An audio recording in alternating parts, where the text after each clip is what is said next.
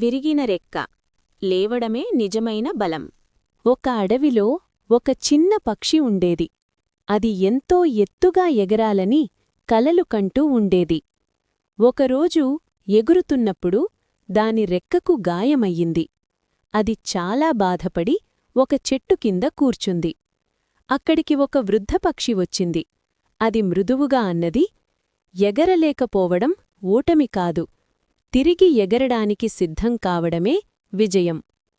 చిన్న పక్షి ప్రతిరోజూ నెమ్మదిగా ప్రయత్నించింది. నొప్పిని తట్టుకుంది. ఆశను వదలలేదు. కొన్ని రోజుల తర్వాత దాని రెక్క మానింది. మళ్లీ ఆకాశంలోకి ఎగిరింది. ఈసారి ముందుకన్నా ఎక్కువ ధైర్యంతో.